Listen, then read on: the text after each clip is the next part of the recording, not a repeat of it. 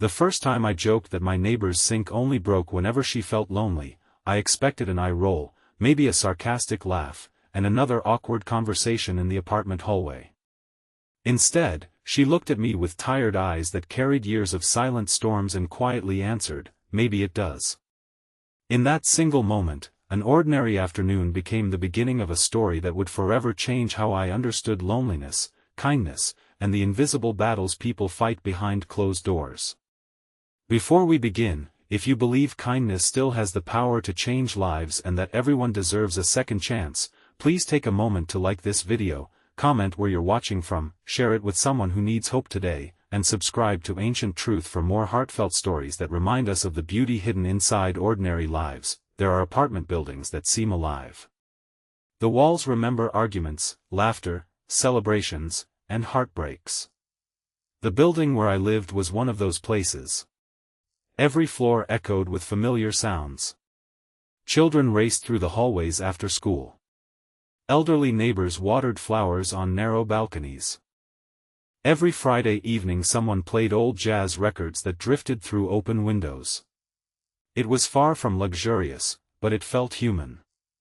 I had lived there for nearly 4 years after moving to the city for work, and although I wasn't particularly close with anyone, we all recognized each other enough to exchange smiles and small conversations. That was how I met my neighbor, Mireya. She lived directly across the hall. Unlike most people, she rarely invited visitors. Every morning she left precisely at 8 carrying a worn leather satchel and returned before sunset. She greeted everyone politely but never stayed to chat. She watered the tiny herbs outside her window every evening and always seemed calm, yet there was something about her eyes that suggested exhaustion deeper than physical tiredness. They looked like someone who had learned to smile because crying no longer changed anything. The strange thing was her kitchen sink. At least once every few weeks, water would leak beneath her apartment door. Maintenance workers became so familiar with her unit that they joked about assigning one plumber permanently to her apartment. Pipes were inspected. Faucets were replaced. Entire sections of plumbing were upgraded. Everything would seem perfect for days before another mysterious leak appeared. The building manager blamed old pipes, the plumber blamed faulty pressure, the neighbors blamed bad luck. I blamed coincidence until that afternoon I was carrying groceries upstairs when another maintenance crew rolled a toolbox toward her apartment. I laughed and casually said that her sink seemed to break every time she was lonely. It was meant as harmless humor. Then came her quiet reply, "Maybe it does." There was no smile, no sarcasm, only honesty. She thanked the workers, closed her apartment door, and left me standing in the hallway wondering what she truly meant. For days I couldn't stop thinking about it. Loneliness has a way of hiding behind ordinary routines. Someone can hold a steady job, pay bills on time, smile politely, and still feel completely invisible. I knew something about that myself. After losing both my parents within 3 years and ending a relationship that had once seemed destined for marriage, I had buried myself in work because work never asked emotional questions. It rewarded long hours instead of vulnerability. Maybe that was why her words stayed with me. A week later, another leak appeared. This time I knocked before maintenance arrived. She answered wearing an oversized sweater with flour dust on one sleeve. The apartment smelled of fresh bread and cinnamon. Everything inside looked beautifully organized except for several framed photographs turned face down on a bookshelf. She apologized for the inconvenience even though the leaking water affected only her apartment. While waiting for the plumber, we shared coffee in awkward silence. Eventually she admitted something surprising. Every major leak had happened within a few days of an anniversary, the anniversary of her husband's passing. The anniversary of moving into the apartment, the anniversary of losing the child they had hoped to adopt after years of paperwork. She wasn't suggesting magic, she simply noticed that during those difficult days she forgot ordinary things. She left faucets running slightly. She ignored small drips.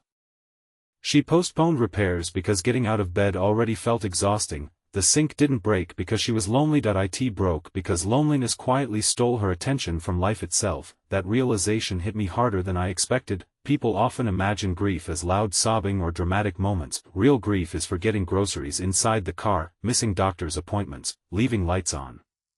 ignoring leaking pipes because fixing them somehow feels impossible. Over the following months, an unspoken friendship slowly formed. Every Saturday morning I brought fresh fruit from the local market, she baked bread, neither of us forced conversations, sometimes we simply watched sunlight move across her balcony while drinking tea. She spoke about her husband, Rowan, with remarkable warmth.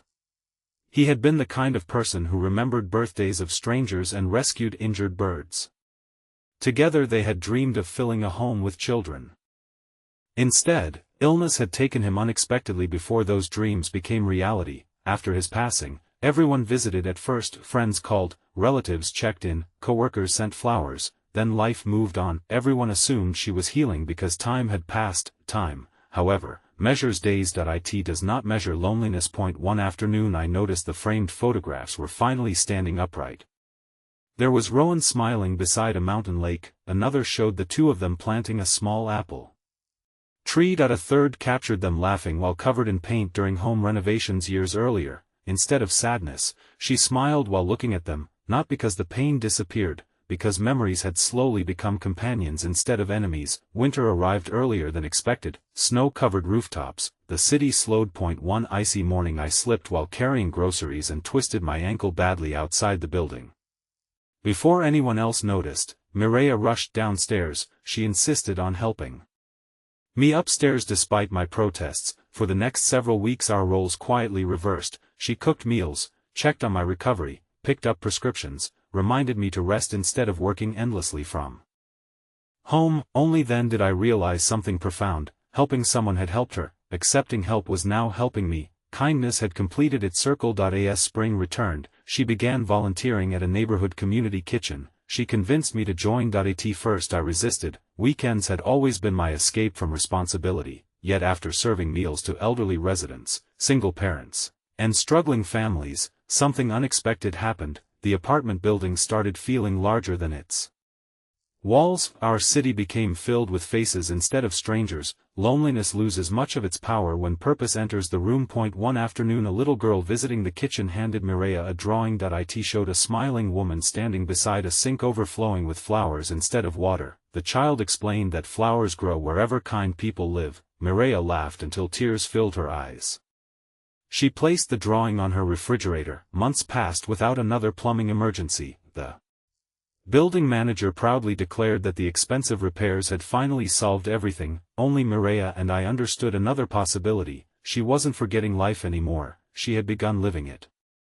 Again, summer painted the neighborhood with golden afternoons, people gathered outside after work, children chased bubbles across sidewalks, someone started organizing monthly courtyard dinners where every family contributed one homemade dish. Mireia surprised everyone by bringing fresh bread. The recipe belonged to Rowan. Instead of quietly returning upstairs after dinner, she stayed until sunset telling funny stories about failed camping trips, burnt dinners, and terrible dance lessons. Her laughter sounded unfamiliar, not because it was forced, because it had been absent for so long. Watching her reconnect with life made me confront my own unfinished grief. I realized I had hidden behind busyness just as effectively as she had hidden behind silence. So I called my younger brother after nearly 2 years without speaking. We had argued over family matters after our parents died. Neither of us remembered exactly why. We simply remembered being stubborn. That phone call lasted 4 hours. Sometimes healing begins with saying hello, sometimes forgiveness starts before explanations. Nearly 2 years after my careless hallway joke, another plumbing problem finally appeared. A tiny drip beneath her sink. She laughed before I could say anything. Together we tightened a loose connection using an inexpensive wrench bought from the hardware store. The repair took less than 10 minutes. Standing together in that little kitchen, we both realized how different everything had become. Once, a leaking sink represented overwhelming loneliness. Now it represented an ordinary household chore. That difference meant everything. Life never became perfect.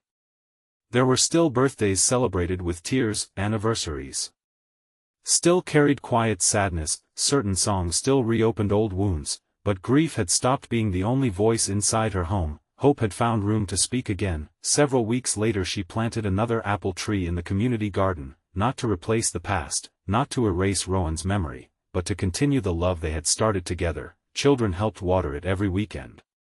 Years from now they would probably eat fruit without knowing why that tree existed. sometimes the greatest acts of kindness are the ones no one remembers because they quietly become part of everyday life. As I looked around the garden, I understood something I wished everyone knew: most people don't need someone to solve every problem, they need someone willing to notice, someone willing to knock on the door, someone willing to stay for coffee instead of offering rushed advice. The world often celebrates grand heroic moments, yet countless lives are saved by ordinary compassion repeated consistently over time. If this story has touched your heart so far, please take a moment to like this video, leave a heartfelt comment, share it with someone who may be feeling alone today, and subscribe to Ancient Truth so these stories of hope can continue reaching people who need them most. Special request ***. Before this story ends, please comment one simple word: hope. Your single word may encourage someone reading the comments who desperately needs to know they are not alone. The last time I saw Mireya before moving away, we stood outside the apartment building watching the apple tree sway gently in the afternoon breeze. She smiled toward the familiar windows, the crowded balconies, and even the old plumbing that had once seemed determined to fall apart. Then she quietly admitted that perhaps the sink had never really been the problem. The real problem had been believing she had to carry her sorrow alone. Once someone shared the weight, everything else became easier to repair. As I drove away that evening beneath the warm daylight, I realized the greatest miracle wasn't that the sink had stopped breaking. The miracle was that two lonely neighbors had accidentally rebuilt each other's lives, one small conversation, one shared meal, and one simple act of kindness at a time. And if there is one truth worth carrying into tomorrow, it is this: sometimes the smallest joke opens the biggest door, the quietest answer changes an entire future, and the person living just across the hallway may be waiting for nothing more than someone willing to knock.